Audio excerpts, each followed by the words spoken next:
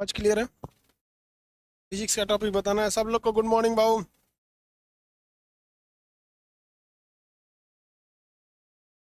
Physics आपको इससे पहले वाले क्लास में एक हफ्ता पहले जस्ट मंडे को हम आपको क्रिटिकल वेलोसिटी बताए थे। क्रांतिक वेग। क्रांतिक वेग क्या था कि वह न्यूनतम वेग, मतलब ऐसा मिनिमम वेलोसिटी जिससे अगर किसी वस्तु को घुमाया जाएगा, किसी ऑब्जेक्ट को, तो वो एक सर्कुलर मोशन को कंप्लीट कर लेगा। इसका क्रिटिकल वेलोसिटी का वीसी अंडर रूट क्या था, आर जी। आर जहाँ क्या है उसका रेडियस है, और जी क्या है, ग्रेविटी है। रेडियस हमेशा मैक्सिमम ले लीजिएगा, यानी ये वाला रेडियस, यानी कि यहाँ से ले ले, यहाँ से ले लीजिएगा, कोई भी वैल्यू आएगा। जैसे मान लीजिए आपका रेडियस 5 है और यहाँ पे आपका 9.8 है, 9×5 यह आ जाएगा अंडर रूट 49, यानी 7। अगर आपका मिनिमम स्पीड 7 है, 7 मीटर पर सेकेंड, अब जैसा भी निकालें यूनिट उसमें, तो आप इसमें घूमिएगा 7 की स्पीड से तो आप नहीं गिरेंगे। तो ये था आपका क्रिटिकल वेलोसिटी। यहाँ तक आपको समझाया जा चुका था। क्रिटिकल वेलोसिटी के बारे में हम आपको बता दिए थे। आगे आपको आज समझाना है। क्रिटिकल वेलोसिटी समझा दिया था ना बहू। आज आपको फ्रिक्शन के बारे में बताना था। क्रिटिकल वेलोसिटी बाल्टी वगैरह का एग्जाम्पल भी दिए थे। हाँ,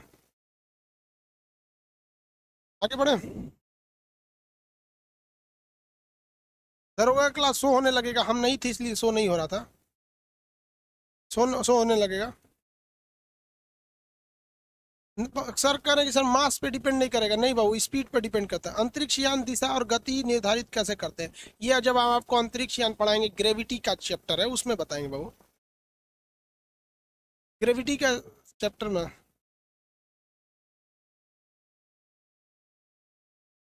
सर मुझे एम्स में जांच करना है, लेकिन वहाँ मन ही है, क्या बोलता है सर यहाँ पे।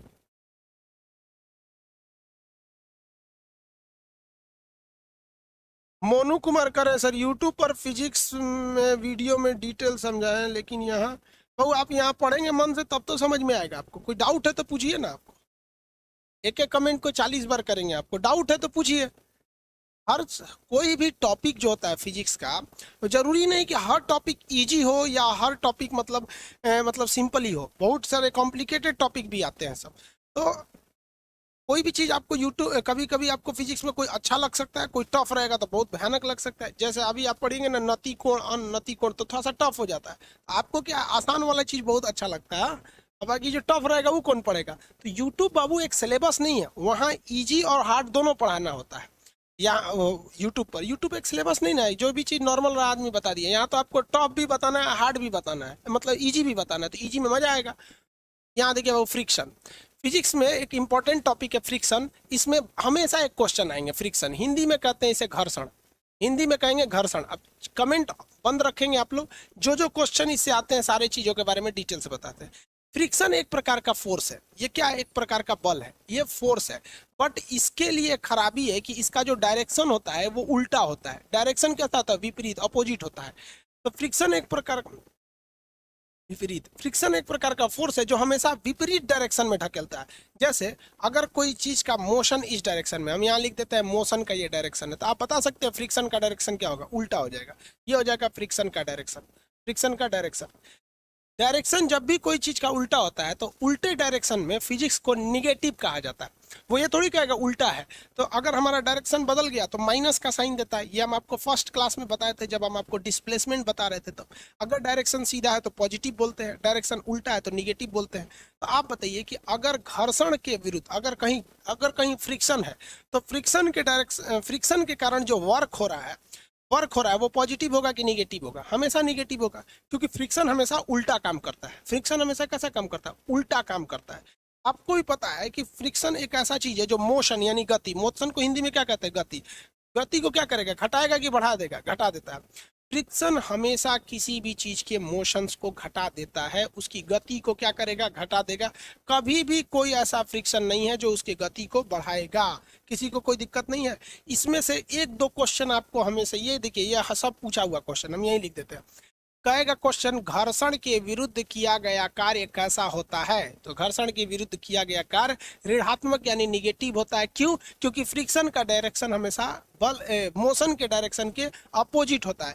फ्रिक्शन एक प्रकार का फोर्स है जो हमेशा कैसा काम करता है? निगेटिव काम करता है। अभी ढकेलेगा तो पॉजिटिव नहीं ढकेलेगा, निगेटिव, किसी को कोई दिक्कत नहीं है यहाँ पर। ये गति को क्या करेगा? बढ़ाएगा। किसी को कोई दिक्कत नहीं ना?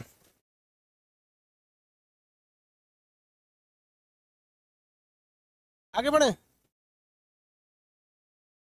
किसी को कोई दिक्कत नहीं? इनका जूम नहीं हो रहा है नितिन को।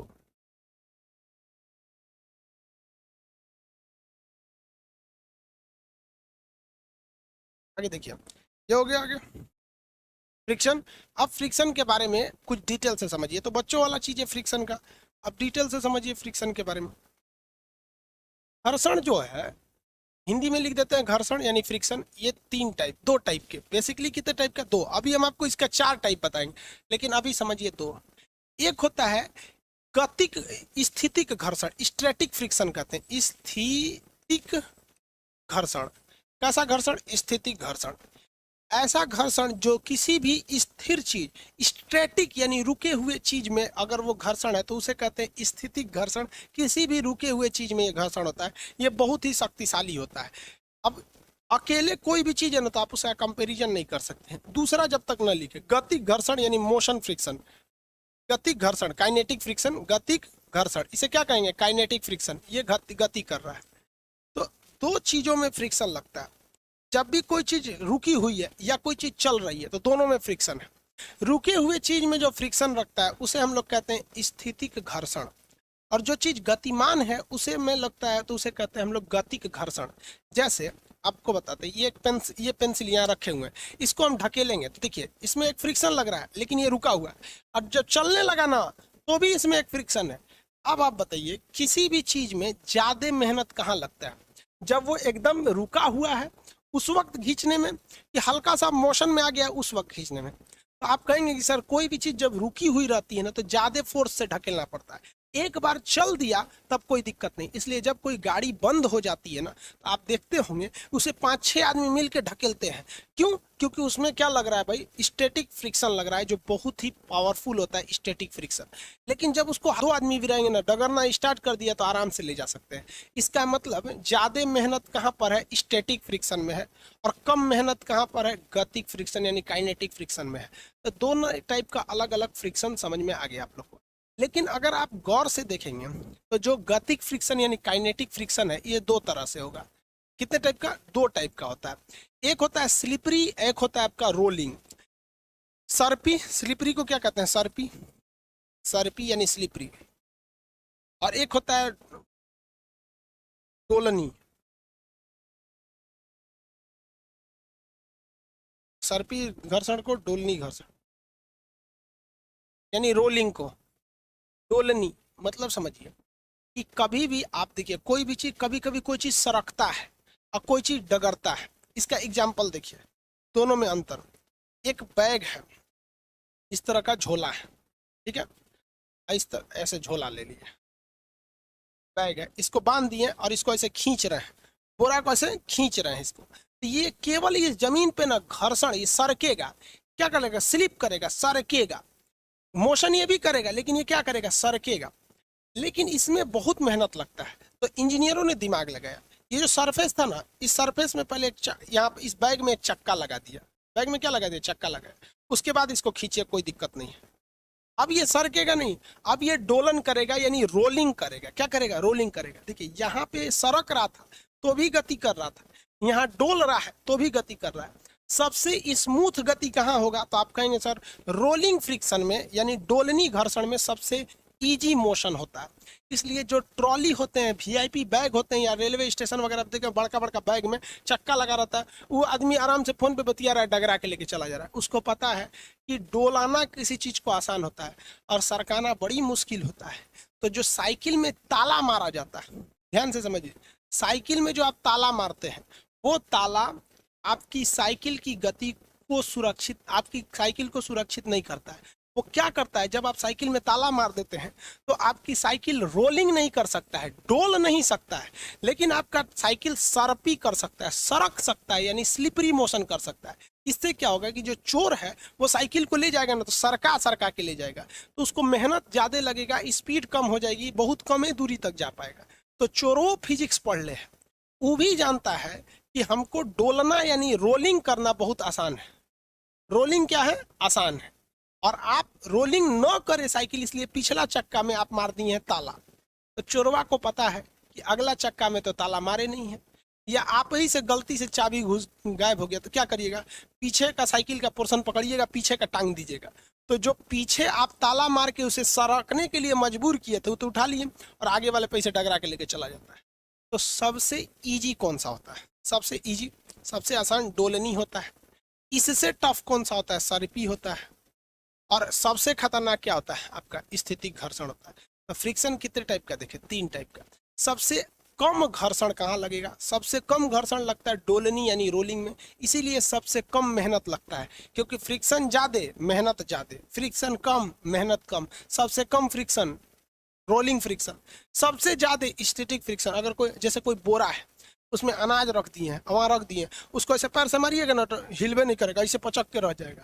थोड़ा भी खींचिएगा तो जल्दी खिंचाएगा नहीं, मेहनत लगा के खींचिएगा ना, जैसे खींचिएगा तब वो क्या होगा, सर्पी घर्षण हो जाएगा, सर्पी घर्षण। तो बहुत मेहनत लगता है। सबसे ज़्यादा मेहनत किस में है, स्थितिक घर्षण में। बोरा को उठाइए, ईंट पे रखिए और तब चलेंगे तो बहुत मेहनत है। उससे अच्छा बोरा को पकड़िए, सरका दीजिए, सरकाएंगे तो और मेहनत, थोड़ा सा उसके तुलना में तो कम मेहनत है सरका के लाने में। उसको दिक्कत नहीं है, वो ठेला गाड़ी रखिए, अब बोरा को किस पे उठा कर रख दिए, ठेला गाड़ी पे, ठेला गाड़ी के नीचे चक्का लगा, आपका डोलनी घर्षण हो जाएगा। तो फ्रिक्शन को कम करना बहुत जरूरी है। अगर फ्रिक्शन कम नहीं होगा तो मेहनत बहुत लगेगा। सबसे कम फ्रिक्शन कौन सा होता है, डोलनी फ्रिक्शन होता है, यानी डोलनी घर्षण, यानी आपको इंग्लिश में कहेंगे रोलिंग फ्रिक्शन। समझ आ गया कि नहीं?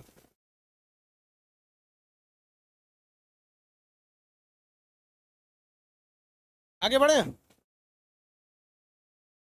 लोटनी, हाँ भाऊ, डोलनी भी हो सकता है, सॉरी लोटनी होता है, डोलनी लिख दिए रोलिंग को, मतलब भावनाओं को आप समझिए, लोटनी होता है। लोटनी रोल करता है, जिसको इंग्लिश में क्या कहते हैं, रोलिंग। आप समझ गए होंगे, थोड़ा सा भावनाओं को समझिए। ये क्या होता है, स्लिपरी होता है, ये स्टैटिक फ्रिक्शन होता है। यहाँ तक में समझ में आ गया आपको? आगे बढ़ जाओ। एक होता है आपका सीमांत घर्षण यानी लिमिटिंग फ्रिक्शन। टोटल 4 टाइप के फ्रिक्शन होते हैं, सबको समझ जाएंगे। सीमांत घर्षण समझा दिए, फ्रिक्शन। पहला होता है आपका स्थितिक घर्षण। दूसरा हो गया आपका, दूसरा बताइए तो गतिक घर्षण। गतिक घर्षण, गतिक घर्षण कितने टाइप का, 2 टाइप का। या तो सरकेगा तो इसे कहेंगे सर्पी, या तो लुढ़केगा, उस पर रोल करेगा, वहां पर डोलनी नहीं, उसे क्या कहेंगे, लोटनी, लोटनी घर्षण कहेंगे। तो आपको भले यहाँ 3 दिख रहा होगा, लेकिन एक्चुअल में 2 ही है।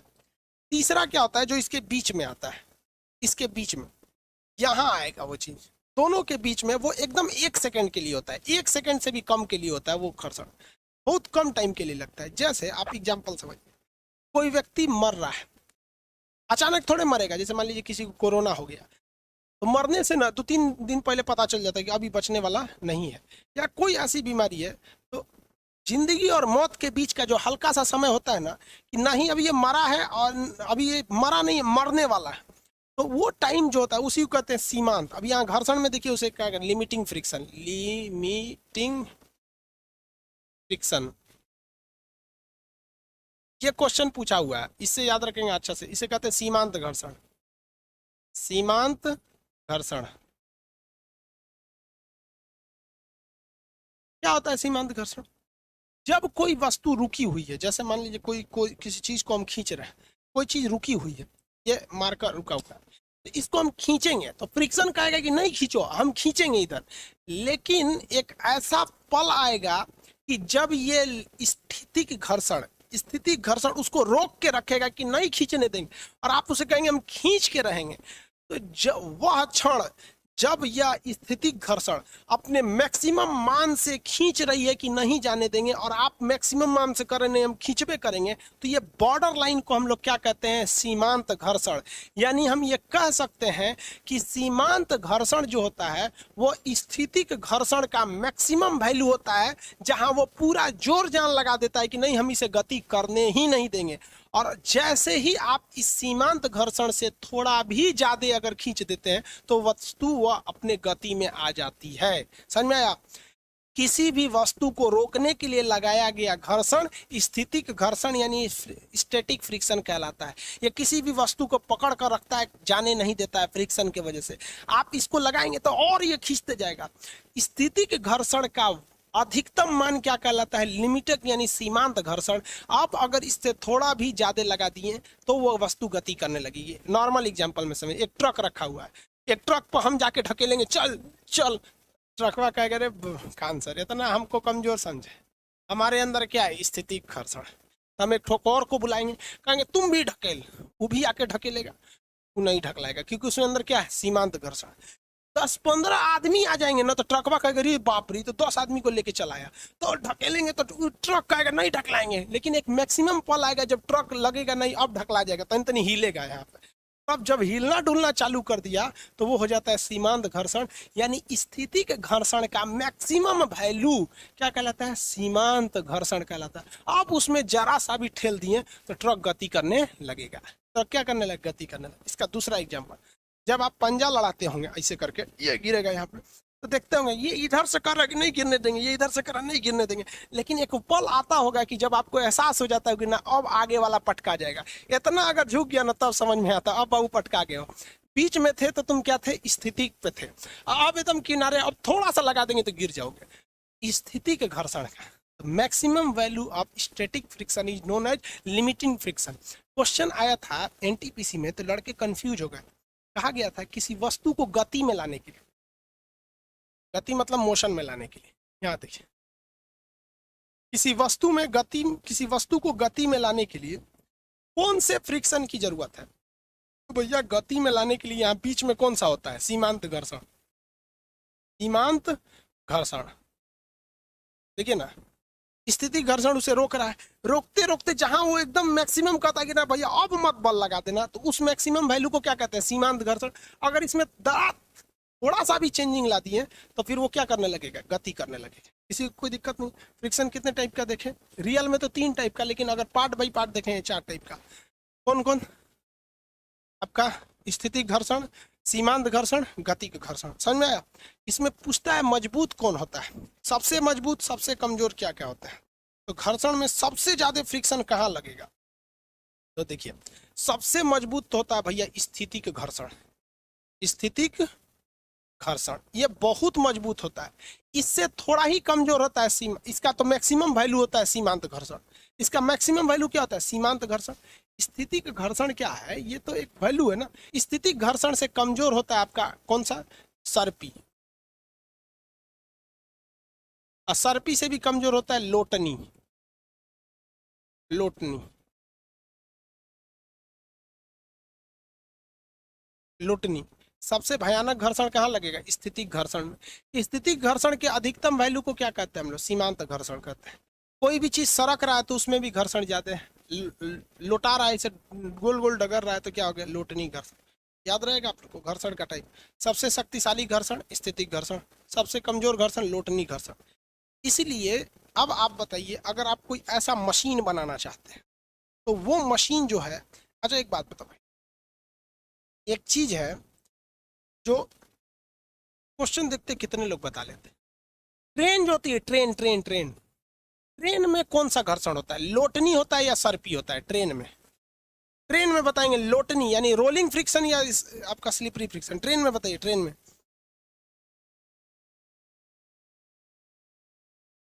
ट्रेन में बताएंगे लोटनी।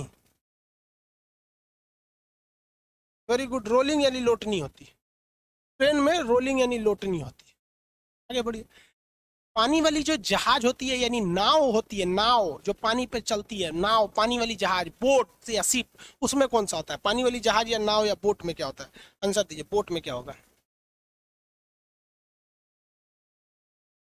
बोट में, boat boat boat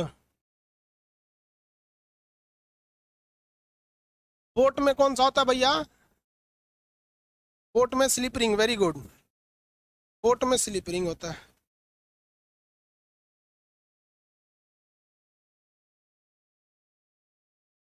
very good, boat में स्लिप रिंग होता है। ये बताओ, आपको भी पता है कि स्लिपरिंग फ्रिक्शन ज्यादा होता है, स्लिपरिंग फ्रिक्शन ज्यादा होता है, इसीलिए जितनी भी शिप होती हैं, जितने शिप इनका स्पीड कम होता है, और ट्रेन जो होती है इनका स्पीड ज्यादा होता है। ट्रेन जो होते हैं इनका स्पीड ज्यादा होता है, क्योंकि ट्रेन लुढ़क के चल रहा है, असली पैसे घसटा के चल रहा है। क्या रहा है? घसटा के चल रहा है। इतना तो दिमाग लगाए ना आप लोग। इसका मतलब कि अगर हमें किसी चीज की स्पीड को कम करना है तो उसे लोटनी से कहाँ लाइए? सर्पी पे लाइए, उसे लोटनी से सर्किल पे सही। इसीलिए आपकी जो साइकिल होता है इसमें लॉक लगा दिया जाता है। साइकिल में जब लॉक लगा देते हैं तो साइकिल लॉक हो जाने के बाद उसकी जो लोटनी यानी लौटाने की क्षमता है, इस तरह से वो लौटाने की क्षमता खत्म हो जाती है। अब वो लौटाता है कहाँ? अब वो सरकता है। और बढ़िया से करना है तो अगवा पिछवा दोनों और ताला मार दीजिए। समझ में आया कि नहीं आया? ताला मार देंगे, लोटनी से ये सरपी पे चला जाता है ना। एरोप्लेन में कौन सा? वाह वाह वाह, very good very good. Aeroplane में ये समझ में आ गया। अब इसमें भी फ्रिक्शन देखिए किस में ज्यादा होता है। सॉलिड का फ्रिक्शन ज्यादा होता है, उससे कम होता है लिक्विड का, और उससे कम होता है गैस का। उससे कम किसका? Solid liquid gas. इंग्लिश में लिख दे, सॉलिड लिक्विड और गैस।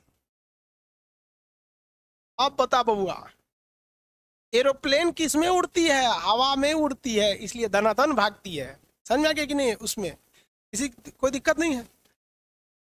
पानी में किसी चीज को आप पानी के ऊपर कोई भी चीज तो लौटा सकती नहीं, क्योंकि पानी जो होता है ना नीचे से प्रतिक्रिया बल लगाता ही नहीं, इसलिए पानी में सोचिएगा लोटा लोटा चले तो कैसे लौटाइएगा? नहीं लौटा पाते हैं यहाँ पे। पानी में सरकबे करिएगा, और सॉलिड पे भी सरकना पड़ेगा आपको। तो देखिए एक बात बताए, एक बात आपको बताए, कोई नाव ले लीजिए, नाव, नाव यानी बोट, उसको जल में यानी पानी में खींचिए, उसी नाव को बालू पे खींचिए, आपको समझ में आ जाएगा किस पे ज्यादा मेहनत लग रहा है। नाव जो है पानी में आराम से खींचा जाती है, क्योंकि पानी का फ्रिक्शन क्या होता है? कम होता है, क्योंकि पानी क्या लिक्विड है। उसी नाव को अगर बालू पे खींचेगा तो फिर नहीं खींचा पाता है। समझ में आएगा कि नहीं आ रहा? इसमें कोई दिक्कत? तो सॉलिड लिक्विड गैस में भी डिपेंड करता है ये घर्षण की वैल्यू। आगे बढ़े।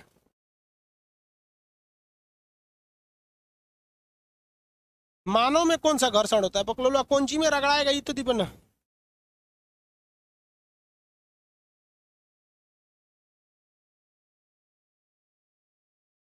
एंगुलर मोमेंटम के बारे में आगे बताना है जब आपको एसएचएम पढ़ेंगे तब, बीच में नहीं।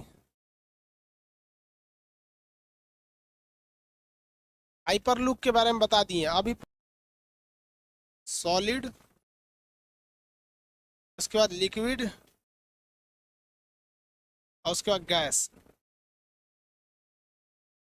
अब आगे देखिए, फ्रिक्शन को कम कैसे करें? आप सबको पता है कि फ्रिक्शन को हमें कम करना है, तो फ्रिक्शन को रिड्यूस करने के लिए, फ्रिक्शन यानी घर्षण, इस पर अभी न्यूमेरिकल बताएंगे। फ्रिक्शन को कम करना, फ्रिक्शन को कम करना अच्छी बात है कि नहीं है? सबको पता है अच्छी बात है भाई। फ्रिक्शन में ज्यादा रहेगा तो दिक्कत करेगा। सबसे पहला काम कीजिए कि जितना भी सरकने वाली चीज है, सर्पी घर्षण, क्या है? सर्पी घर्षण, इसे लौटाइए, लोटनी करिए, लोटनी।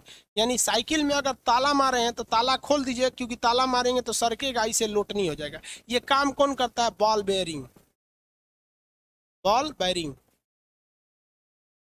Ball bearing. बॉल बेयरिंग क्या करता है? किसी भी चीज को क्या करता है? वो सरकने नहीं देता है, गोल गोल घुमाने लगता है। पंखा में क्या लगा होता है? बेयरिंग लगा होता है, बॉल बेयरिंग। बॉल बेयरिंग क्या करेगा भाई? क्वेश्चन आएगा, बॉल बेयरिंग क्या करता है? तो सर्पी घर्षण को लोटनी में बदलता है।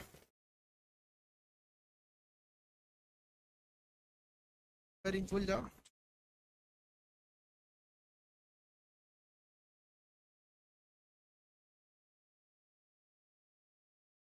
देखिए ये आप लोग बेरिंग तो देखे होंगे, बॉल बेरिंग, ये अक्सर लगाया गया रहता है हर जगह पे, आपको देखने को मिलेगा बॉल बेरिंग।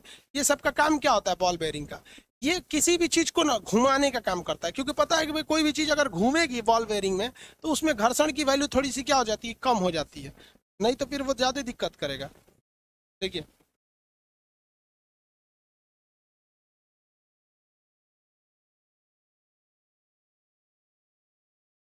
ये वायरिंग देखे आप लोग, ये वायरिंग क्या करता है, किसी भी चीज को फिसलने नहीं देता है। ये क्या करेगा कि अगर आप इसे, ये कभी भी आपके साइकिल वगैरह में सर्पी घर्षण करने ही नहीं देता है। ये आपको क्या करता है, लोटनी घर्षण करने देता है, लोटनी घर्षण। ये दो लेयर होते हैं, ये बाहर वाला अच्छा से घूमता है, इसके बीच में छर्रा लगा होता है, बेरिंग लगे होते हैं। कभी कभी ये घिस जाता है ना तो अच्छे से आपका साइकिल का चक्का नहीं घूम पाता है। ये पंखे में भी लगा होता है, मोटर में भी लगा होता है। दुनिया का कोई भी चीज जहाँ घूमने की कोई चीज होगी वहां ये बेरिंग जरूर लगा रहेगा, क्योंकि ये बेरिंग किसी चीज को सरकने नहीं देता है बल्कि लोटने देता है। तो जब कभी हमें फ्रिक्शन कम करना है तो एक चीज का ये ध्यान जरूर रखना है कि हम क्या करें, सर्पी घर्षण को लोटनी घर्षण में बदल दें। कहेगा कि बॉल बेरिंग का काम क्या होता है, तो ये किसी चीज को सरकने नहीं देता है बल्कि लौटाने देता है। और किस चीज का प्रयोग कर सकते हैं, पाउडर का, इसका पाउडर का, पाउडर का प्रयोग कर सकते हैं घर्षण को कम करने के लिए। कैरम बोर्ड खेलते हैं, कैरम बोर्ड खेलते समय आप देखते होंगे उसमें क्या मार देता है आदमी, पाउडर छिड़क देता है। तो उसमें भी क्या कर सकते हैं आप, फ्रिक्शन को कम कर सकते हैं। पाउडर का ही काम करता है ग्रेफाइट, ग्रेफाइट, ग्रेफाइट। लेकिन समस्या समझिए, ग्रेफाइट भी एक तरह का पाउडर है। पेंसिल का जो नोक होता है ग्रेफाइट, उसको पीस के आप क्या कर दिए, पाउडर बनाइए। कभी पेंसिल को ना आप क्या करिएगा, दीवार पे ऐसे रगड़िएगा, उसके बाद उसको छुइएगा, इतना चिकना हो जाता है। अगर आप पेंसिल का जो ग्रेफाइट इतना चिकना होता है, आप अंदाजा लगाइए, अगर आप कहीं पेंसिल का बुरादा इसे रगड़ दीजिए और से अंगूठा में उसको भर लीजिए, तो आपके अंगूठे में जितने गैप है ना उसमें इतना अच्छा से भर देगा कि आप अंगूठा लगाएंगे तो निशान नहीं लगेगा, एकदम बराबर लग जाएगा। इतना जबरदस्त होता है। लेकिन ग्रेफाइट की खराबी क्या है, ये जहां डालेंगे वहां काला हो जाएगा। इसलिए कैरम बोर्ड पे छिड़क देंगे ना इसे ग्रेफाइट, तो खूब अच्छा से तो फिसलेगा लेकिन पूरा कैरम बोर्ड में काला हो जाएगा, कैरम बोर्ड का करम फूट जाएगा। इसलिए कैरम बोर्ड में ग्रेफाइट अच्छा होने के बावजूद उसमें हम पाउडर का प्रयोग करते हैं कि आगे उसकी लाइनिंग ना मिटे। लेकिन अगर कोई चीज पहले से काला है तो उसमें ग्रेफाइट फेंकिए, जैसे कोई मशीन है, मशीनें घूम रही हैं वहां पर, तो उसमें ना पाउडर छिड़क दिया जाता है, ग्रेफाइट का पाउडर छिड़क दिया जाता है। तो वो क्या करता है, और स्मूथ कर देता है। तो ग्रेफाइट का पाउडर क्या करता है, स्नेहक का काम करता है। स्नेहक, स्नेहक मतलब क्या होता है, लुब्रिकेंट, हिंदी में लिख देते हैं यार, स्नेहक। ग्रेफाइट किसका काम करता है, स्नेहक का। स्नेहक मतलब समझते हैं ना, किसी की चीज को चिकना कर देना, लुब्रिकेंट का काम कर देना है, जैसे लुब्रिकेंट, लुब्रिकेंट का काम करता है। लुब्रिकेंट का मतलब क्या होता है, लिबिर, लिबिर पदार्थ। लुब्रिकेंट में आ जाता है तेल, ग्रीस। ग्रीस समझते हैं, घी की तरह होता है। बॉल बेरिंग यानी दरवाजा के उसमें लगा दिया जाता है, साइकिल उकिल की दुकान पर जाएंगे खूब ग्रीस लगा देता है। तो ग्रीस लगा दीजिए, या मशीन वगैरह में तेल डाल दीजिए, दरवाजा नहीं खुलता है। आप देखेंगे ना साइकिल में एक तो तेल, कुप्पी से तेल भरा जाता है, जहां जहां पे वहां पे तेल भर दीजिए। तो साइकिल तेल, ग्रीस, ये किसका काम करता है, लुब्रिकेंट का। हिंदी में क्या बोलेंगे आप, उसे स्नेहक कहेंगे। तो आप अगर देखेंगे स्नेहक में कौन कौन आता है, तो भाई पाउडर भी आता है, लेकिन इसका एक लिमिटेड यूज है, फ्रिक्शन कम होने लगता है पाउडर के जगह पे। आगे बढ़े, ये हो गया पाउडर का काम करता है। ग्रेफाइट भी स्नेहक का काम करता है। कहेगा मशीनों में कौन सा स्नेहक के रूप में क्या डाला जाता है, तो मशीनों में स्नेहक के रूप में ग्रेफाइट डाल दिया जाता है, जिसे हम लुब्रिकेंट कहते हैं। स्नेहक को हिंदी में लुब्रिकेंट कहते हैं। तेल या ग्रीस का भी प्रयोग किया जाता है। आप देखेंगे चोर, पहले तो चोर होते थे, अब तो डकैत हो गया, सब बंदूक दिखा के ले लेता है। तो चोर जब चोरी करने जाता था ना, तो हाफ पैंट पहन के जाता था, अब पूरे शरीर में तेल लगाया रहता था।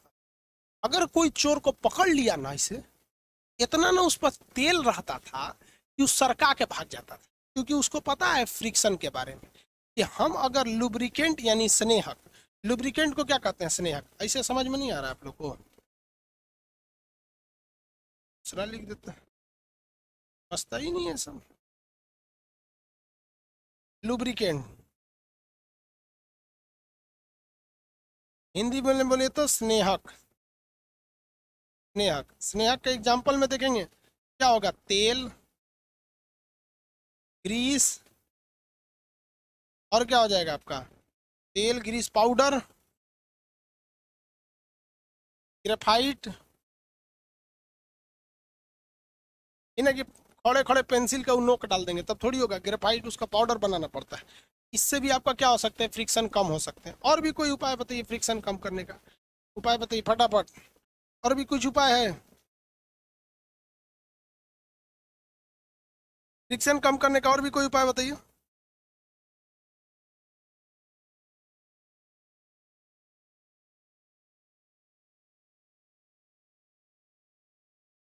और कोई उपाय? लुब्रिकेंट और ग्रीस एक ही होता है भाई, लुब्रिकेंट को में ये सब चीज़ आ जाते हैं। कीचड़ वगैरह भी ठीक है, मोबिल वगैरह, हाँ वेरी गुड। देखिए जितने भी लिक्विड शेप में आएंगे सब सब इसमें आ जाते हैं, लुब्रिकेंट में सब आ जाएंगे सब। देखिए इसमें तेल आ जाएगा, मोबिल आ जाएगा, मोबिल आ जाता है, सब आते हैं सब, मोमबत्ती वगैरह जितना भी लिक्विड, थूक, थूक देखते हो ना क्रिकेट में जो बॉल फेंकता है, जानता है कि अगर हम बॉल पटकेंगे तो जहां पटकेंगे वहां घर्षण लगेगा, घर्षण स्पीड को घटा देता है। तब वो कैसे कहेगा गेंदवा तेज जाए, तो उसको क्या करेगा, थूक लेगा, इसे फट से थूक के खेखार उखार थूक देगा और उसको पूरा लभेड़ देगा उसको। और लभेड़ने के बाद जब बॉल पटकेगा ना, तो बॉल जैसे गिरेगा सड़ाक से चला जाएगा और बोल्ड हो जाएगा, क्रिकेटर आउट हो जाता है। देखते हो पचर पचर थूकते रहता है सब वहां पे, अकेले थूकता है, ये थोड़े कहेगा कि सबको कहेगा आओ आओ आओ थूको थूको, बॉल है थूक थूक थूक, पचर पचर थूक के इसे फेंक देगा। अरे भाई ऊपर लिमिट है, थूक के उगड़ने नहीं करेगा, समझ में गया। और क्या हो सकता है घर्षण का, बर्फ, आइस, आइस पर आप चल ही नहीं पाते, आइस पर आप क्या नहीं पाते, चल नहीं पाते, क्योंकि आपको पता है कि आपको फ्रिक्शन रहना जरूरी है। आइस पे नहीं चल पाते, कीचड़, कीचड़ पर नहीं चल पाते हैं। केला, बचपन में आपने पढ़ा होगा, चौबे जी ने केला खाया, केला खा के मुंह बिचकाया, छिलके को सड़क पर गिरा, ऐसे करके आराम से गिरे। ऐसे केला का जो छिलका होता है उस पर पैर रखिएगा ना तो फ्रिक्शन कम होता है, मारेगा पलट देगा। कीचड़ जो होते हैं ना बर्फ के बरसात के दिनों में, उसमें भी फ्रिक्शन कम होता है। बर्फ पर चलना क्या होता है, मुश्किल होता है, बालू पर भी मुश्किल होता है, अभी आगे बताएंगे बालू पर क्यों मुश्किल होता है, दोनों एक ही चैप्टर में पढ़ना है। आइस वगैरह पे चलना मुश्किल होता है, इसलिए आप देखे होंगे जो आइस वाले शूज होते हैं उस जूता को, उसको उसके नीचे कटीले तार होते हैं, कटीले वो होते हैं सर, जिसे आइस शूज कहेंगे। आइस शूज क्या होता है, उसमें ना कटीले वो निकले रहते हैं सर, आइस शूज वाले में देखिए, उसमें कांटा कांटा टाइप का रहता है सर, आइस वाले शूज में यहाँ पे कहाँ निकले, ये देखिए ये आइस शूज पे चलने के लिए। इसमें अगर देखेंगे तो आपको फ्रिक्शन कम रहता है आइस वाले शूज में, इसलिए इसको लगा दिया जाता है ताकि आपको कटीले चीज़ों पर चलने में प्रॉब्लम ना हो। आइस शूज आर्मी वगैरह को भी दिया जाता है ये वाला शूज। अब देखिए इसमें नीचे आपको कटीला तार दिख रहा है, ये कांटे कांटे टाइप का दिख रहा है, ये किस लिए है, क्योंकि इसको फिजिक्स पता है कि जो बर्फ होता है ना उस पर चलना मुश्किल है, क्योंकि बर्फ बड़ी तेज फिसलता है, इसलिए नीचे इसमें क्या लगा देता है, कांटेनू में लगा देता है हवा, ताकि आपको बर्फ पर चलने में कोई कठिनाई ना हो, इसके वजह से। यहाँ तक तो समझ में आ गया आपको। और भी कुछ मायने रखता है लुब्रिकेंट के अलावे, एक और चीज मायने रखता है जिसको जिसे कहते हैं पॉलिश, पॉलिश। और एक चीज और मायने करता है शेप। किसी भी चीज पर अगर आप पॉलिश कर दीजिएगा ना तो उसमें फ्रिक्शन कम हो जाता है, तो ये तो आप नॉर्मल समझते होंगे, किसी भी चीज पे पॉलिश कर देंगे। अब इसको क्या करता है फ्रिक्शन कम करने के लिए, चौकी देखिए, चौकी बढ़ई इसको काम करता है, बढ़ई, बढ़ई, बढ़ई, बढ़ई देखेंगे तो एक तो रंदा मारता है, इसे लकड़ी को ऐसे छीलते रहता है, छील छील कर उसे क्या कर देता है, पॉलिश मार देता है, ताकि उस चौकी पर फ्रिक्शन कम आए या लकड़ी वगैरह की चीज़ों पर फ्रिक्शन कम आए, तो बढ़ई क्या करता है, पॉलिश कर देता है। शेप भी मायने रखता है, किसी भी चीज़ का शेप कैसा है, किस डिजाइन का है, उस पर भी वो डिपेंड करता है फ्रिक्शन। जैसे हम आपको दिखाते हैं एक चीज, एक छड़ है, सपोज कीजिए कोई छड़ है, आप घर बनवाने जा रहे हैं, रॉड एग्जाम्पल में ही देख लीजिए, इसे बनाएंगे तो फिर अच्छा नहीं बनेगा, डायरेक्ट दिखा देते हैं। टाटा का एक रॉड आता है, Tata iron rod, iron rod, आप में से घर बनवाने के समय सब लोग खरीदते होंगे रॉड। आप इस रॉड को अगर देखेंगे ध्यान से तो इस पर कुछ आपको ना शेप दिखाई देगा। ये शेप क्यों बनाए जाते हैं इस पर, ताकि ये मसाला वगैरह को अच्छा से पकड़ सके। टाटा रॉड वगैरह को देखेंगे, ये रॉड है ना, इस पर आपको दिखेगा ये जानबूझ के बता देता है इस तरह का शेप, ताकि इसमें फ्रिक्शन आ जाए, और जैसे फ्रिक्शन आएगा ये किसी भी चीज को अच्छे से पकड़ लेगा। देखिए, छड़ खरीदने जाएंगे तो आपको कभी भी छड़ मिलेगा तो इसी शेप में मिलते हैं सर।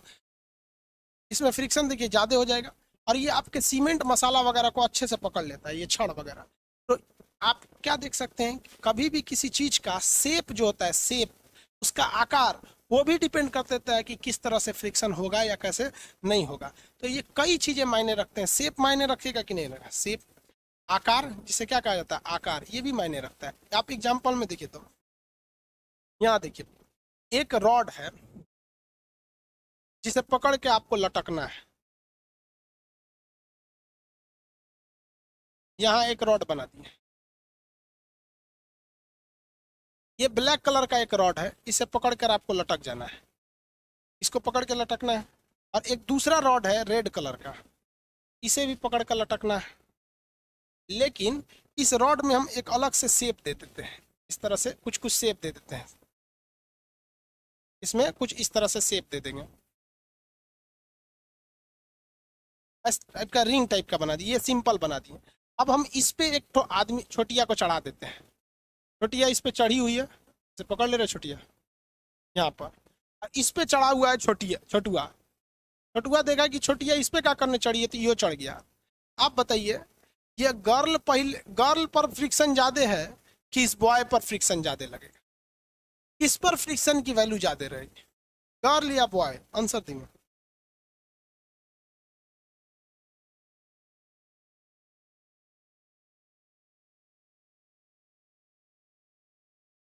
बताइए फटाफट भैया, फ्रिक्शन ज्यादा किस पे लगेगा, गर्ल वाले पर। क्यों? क्योंकि इसका शेप जो है ना, शेप ये अलग कर दिया है, इसका शेप में खुरदुरा है, इसमें देख रहे हैं कुछ कुछ खुरदुरा है, फंस जाएगी, आई तो सड़क दे नीचे चला आएगा बकलोलो तुरंत ही नीचे आएगा, बकलो लिया गया उसके चक्कर में चढ़ा है, गिर के नीचे आएगा।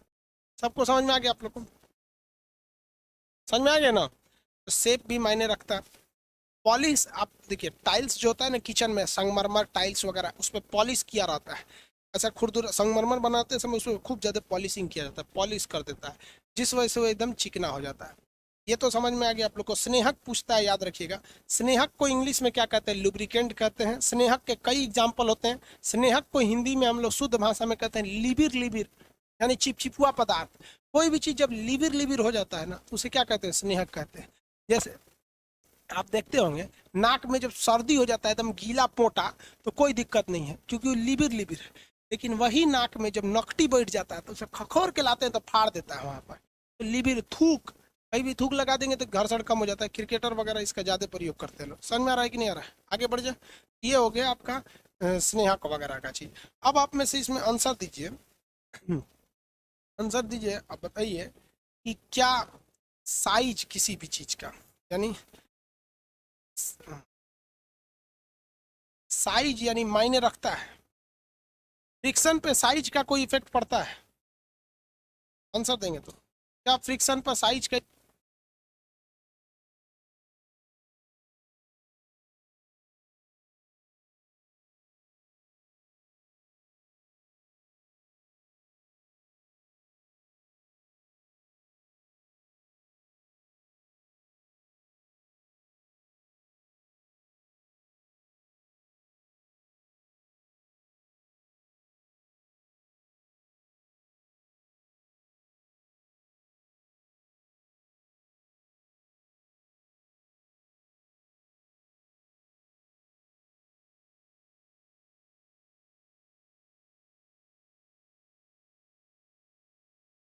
अरे no yes, no yes, no yes, कोई आकार नहीं, साइज का कोई इफेक्ट नहीं पड़ता है।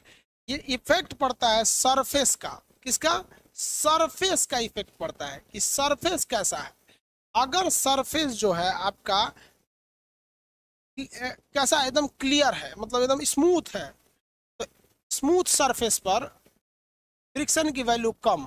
और अगर आपका सरफेस रफ है तो आपका क्या हो जाएगा, फ्रिक्शन बढ़ जाएगा।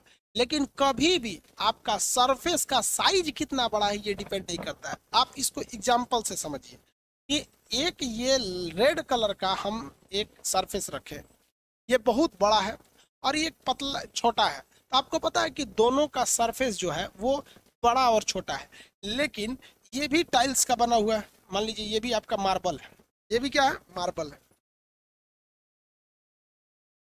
और ये भी मार्बल है। तो किसमें फ्रिक्शन ज़्यादा रहेगा भाई? दोनों तो सेम चीज़ है, फ्रिक्शन दोनों में क्या रहेगा, बराबर ही रहेगा। फ्रिक्शन दोनों में क्या रहेगा, बराबर रहेगा। लेकिन अगर हम कह दें कि मार्बल नहीं है, ये क्या है, वुड है, लकड़ी है, ये क्या है, वुड है, लकड़ी है, तो इसमें फ्रिक्शन की वैल्यू ज़्यादा हो जाएगी क्योंकि लकड़ी खुरदुरा होता है। और मार्बल यानी संगमरमर में फ्रिक्शन कम हो जाएगा क्योंकि इसमें इसमें क्या होता है, ये चिकना होता है। तो कभी भी फ्रिक्शन याद रखिएगा, वो आपके सरफेस के साइज पर डिपेंड नहीं करता, वो डिपेंड करता है कि आपका सरफेस की क्वालिटी कैसी है, स्मूथ है या फिर कैसा है। जैसे अगर हम ये कपड़ा पहने हैं, ये जो कपड़ा हम ये पहने हैं, कोई दूसरा शर्ट पहनेंगे तो अपने ही साइज का पहनेंगे, तो दोनों हम कोई भी शर्ट पहने तो साइज तो सेम रहता है, साइज में तो कोई अंतर नहीं आएगा। लेकिन अगर हम सूती कपड़ा पहनेंगे तो उसमें फ्रिक्शन ज़्यादा होता है, सूती में फ्रिक्शन ज़्यादा होता है। लेकिन वही हम पार्टी वियर वेलवेट वाला कपड़ा पहन लेंगे तो साइज तो मेरा वही रहेगा, लेकिन वो रफ, वो थोड़ा स्मूथ रहता है तो उसमें फ्रिक्शन कम होता है। तो ब्याह शादी में देखिए ना, एकदम चमकौआ कपड़ा पहनता है सब फ्रिक्शन में। आगे बढ़ जाए, तो कभी भी याद रखिएगा, सरफेस कितना बड़ा है या छोटा है इस पे डिपेंड नहीं करता है।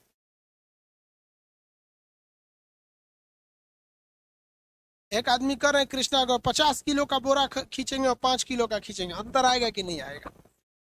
अंतर आएगा बाबू। वो आपको न्यूमेरिकल में सॉल्व करना है, उसमें आएगा आपका अंतर रिएक्शन फोर्स के वजह से, म्यू बराबर आएगा उसमें। अब आप ही बताइए ना, एक हम आपको 5 किलो का बोरा खींचने को दे देते हैं और जमीन पे उसको खींचिए, और एक तो हम आपको 50 किलो का बोरा खींचते हैं लेकिन उसमें चक्का के लिए दे देते हैं। तो अगर हम ट्रॉली में लगा के चक्का में दे देंगे तो आप एक उंगली से उसको खींच लीजिएगा, अतनी 5 किलो का बोरा एक उंगली से खींचिए, नहीं ना खिंचाएगा। तो आगे आपको भी देखना उसमें, ऐसा नहीं है कि एक ही चीज़ पे सब हो जाएगा, वेट पर डिपेंड करता है, वो न्यूमेरिकल में बताएंगे, वेट पर डिपेंड कर।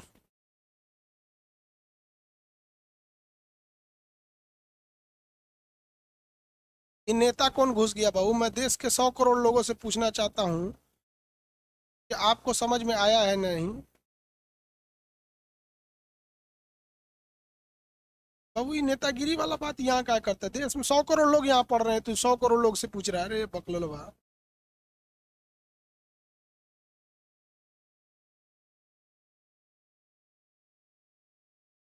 आगे बढ़े, अब न्यूमेरिकल के बारे में समझते हैं हम लोग। यहाँ पे न्यूमेरिकल क्वेश्चन 3-4 पूछता है, उसके बारे में बताते हैं।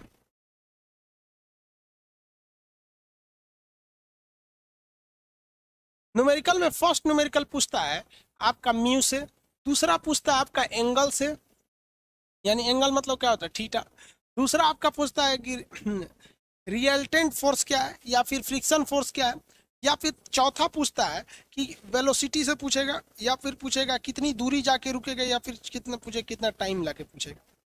ये 5 न्यूमेरिकल पूछ, 6 न्यूमेरिकल, जिसमें आपको केवल यही 2 न्यूमेरिकल ज्यादा आते हैं, हालांकि हम ये सब बता देंगे आपको। देखिए, कहेगा कि किसी तल का आपका घर्षण गुणांक निकालने के लिए म्यू निकालने को कह सकता है, या फिर एंगल निकालने को कह सकता है। ऐसे पूछ सकता है कि कोई सरफेस है जिस पर घर्षण की वैल्यू दे देगा कि इस तल पर इतना घर्षण है, इसे ब्रेक लगाएंगे तो कितनी दूरी जाकर ये रुकेगी।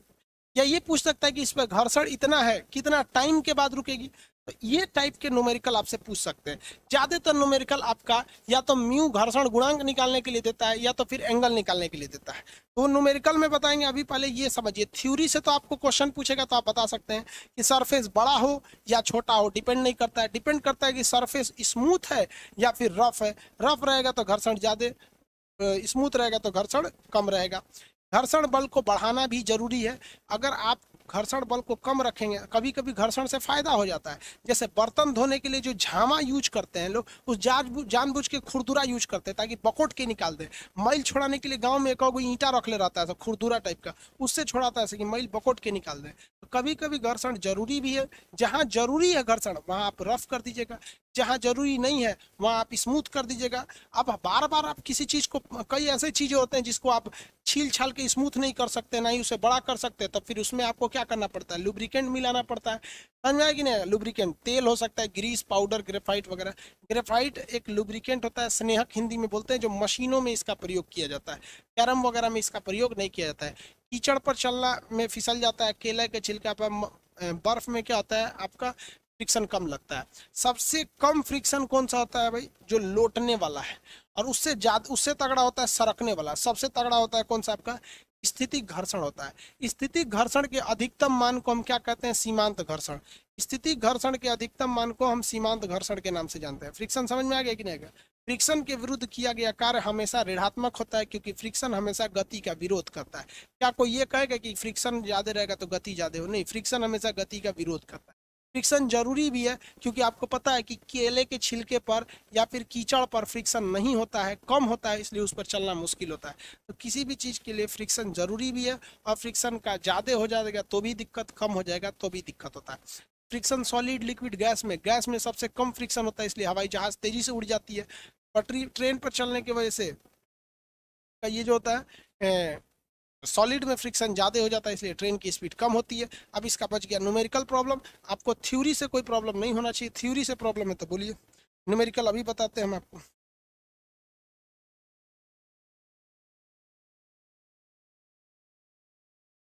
निशांत कुमार कह रहे हैं कि सब लोग मिलकर क्वालिटी ऑप्शन के लिए एक बार कमेंट करो। आपको क्या लगता है, आप सब लोग मिलकर कमेंट करेंगे तो एक बार में हो जाएगा? हाँ, हमको खुद टाइमिंग लगते हैं किसी चीज़ को करने के लिए। हम खुद बोले हुए हैं हो जाएगा तो आपको बता देंगे, नहीं तो आप कमेंट करते रहेंगे। सब लोग मिल के करेंगे, क्या दिक्कत है? एक बटन दबाएंगे, सबका कमेंट ऑफ हो जाएगा। नेतागिरी मत कर बाबू क्लास में।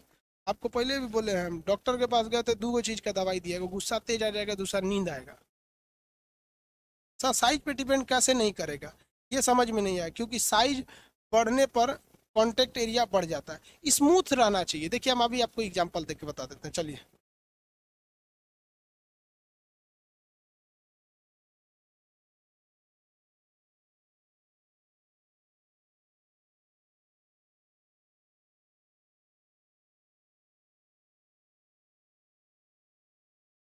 देखिए वो साइज पे कैसे डिपेंड नहीं करता है। यहाँ एक देखिए, एक छोटा सा कटोरा है, ठीक है? छोटा सा ये कटोरा है, इसके एरिया अगर ये छोटा कटोरा है, अगर हम दूसरा क्या ले लें, एक ले लें, एक मास्क ले लेते हैं, एक मास्क ले लेते हैं।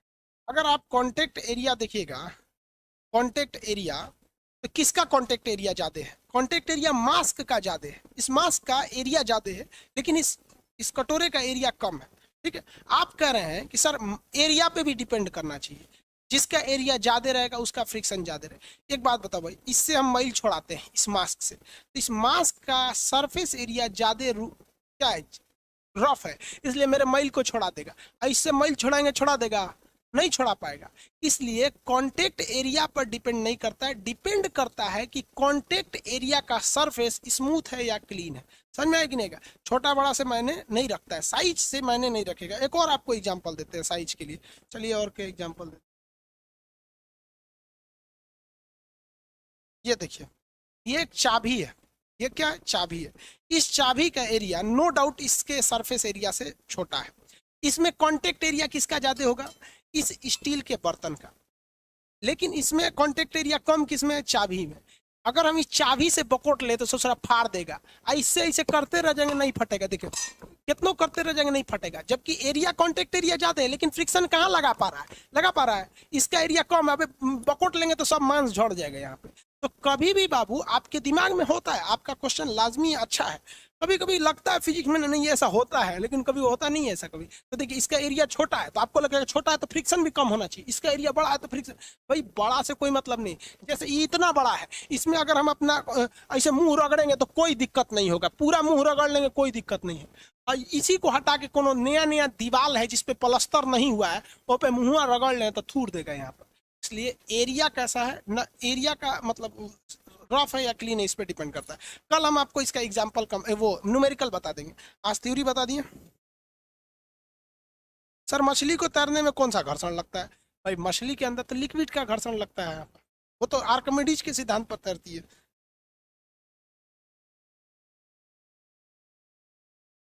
आगे बढ़े, चलिए आगे कल समझेंगे। हाँ।